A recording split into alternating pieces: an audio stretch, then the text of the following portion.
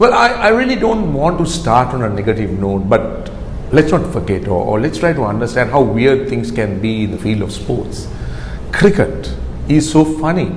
It's a roller coaster experience. You're on a high one day, you're on a low another day. Isn't that the case in South Africa? Just 2 weeks ago, we were celebrating, and today, where are we? Down in the dumps. Well, I'm Roshana Besinger. This is Let's Talk Cricket. I want to try and give you my point of view and my thinking as to what went wrong with Sri Lanka. Let's talk cricket.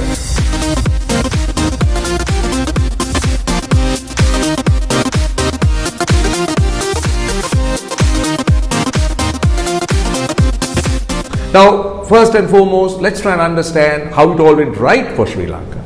New captain, new thinking. I suppose there was great unity in that test side and they appeared to be playing for each other. And I like what Dimuth Karunaratne said. You know what he said? He said he encouraged everyone to smile. Now, that's a good thing. That's one way of expressing yourself and showing how happy you are.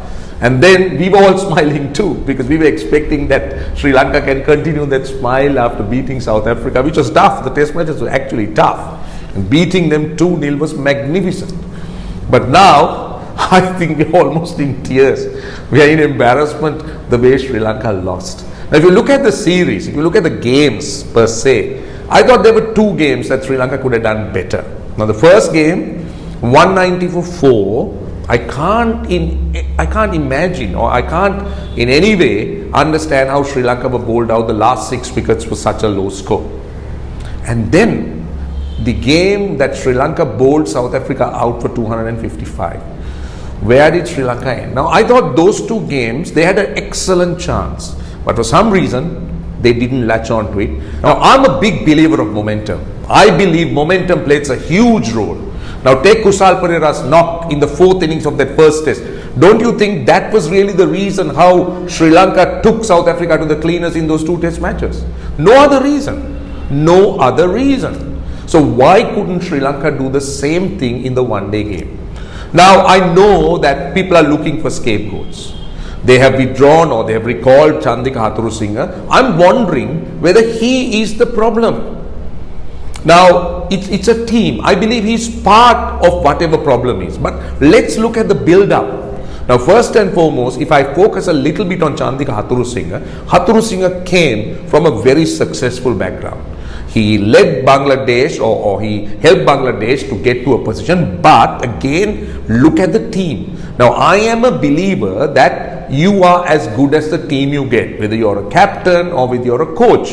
Now, Hathurusingha had the benefit of some good names in that Bangladesh side. Now, as a result of it, those players had played together, they knew how to win, they had the experience. But when he came to Sri Lanka, now I must add, he very well knew the ground reality of Sri Lanka. He cannot pretend and he cannot say he didn't know. So, he knew where he was going. So when he came to Sri Lanka, it wasn't looking all that good. He was called to try and resurrect the team. In fairness, I think he did that to a certain extent. Started off brilliantly in Bangladesh, won that series. But from there on, where did it go wrong? Now, Hathurusingha to start with, he was coach and also selector. So he had a say in 2 things. He had a say in selection. So he had also a role in coaching. Then he also picked his own team as a coaching staff. He got a batting coach, bowling coach, fielding coach, so everything, spin bowling coach, so all of them were there. So he had his people on the ground. So no excuses there. And he had a hand in decision making. Now, he was part of a decision that appointed Angelo Matthews as captain and also sacked him. How prudent was that decision?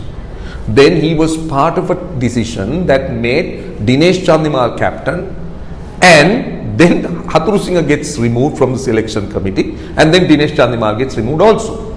Then you bring in the new set of selectors. What do? With just a few months to go for a World Cup, it's a complete shake-up. Bring in a new captain. Well, we've heard stories, we've heard stories that there are fragmentations in the team. We heard about the little spats players had. And well, I don't know how far these things are true. It could be true, may not be true, but the fact is, it appears that the team is not gelling and the team is not playing well. Now, after the South African debacle, we have heard that the selectors are thinking of a fresh captain again. Is that fair? Is that fair on the fresh captain? Because he'll be thrown straight into the deep end with a new team. If it is Dimuth Karunaratne, the poor guy, he hasn't played one-day cricket for a long time. So now this is where the Sri Lanka team is at the moment. So how can you point a finger at one person? Is it Malinga? Is it Matthews and his poor running? Or is it Hathuru Singh? I don't know. But all I'm trying to say is, by making too many changes, the stability of the team is compromised. Now that's what we should avoid, because we all know a World Cup means a big event, a world event, and most teams would go with experienced players. And you look at the background, look at the winners of World Cup. Every team that won had experience. So Sri Lanka needs that. But I don't know where the selectors are going, what their decision is, or what their thinking is. They got two options left as far as I'm concerned with the team. Either you pick and bring in some experienced players and go with them and hope for the best in the World Cup, and then look for something else after the World Cup. That's one option. The second option is you just discard all the guys who have failed despite their experience, go with a new team. Either way, to me, Sri Lanka are going to struggle. And then recalling Hathuru Singh, I'm not sure that that's the right decision. I hope it was done with good intentions. I hope it was done to discuss the World Cup, and I hope sanity will prevail. Either way, I think the biggest problem with Sri Lanka at the moment is not lack of talent. Don't forget that. Not lack of talent. Look at the youngsters who are playing, and you saw how well they performed. I think man management is the key, and experience backed with stability. This to me is the key as far as we go forward. So that's my thinking on Sri Lanka and where they are at the moment. And I'm hoping that sanity will prevail and Sri Lanka will salvage something as the World Cup happens. So that's it on Let's Talk Cricket. I'll see you again on the other side of the T20 series.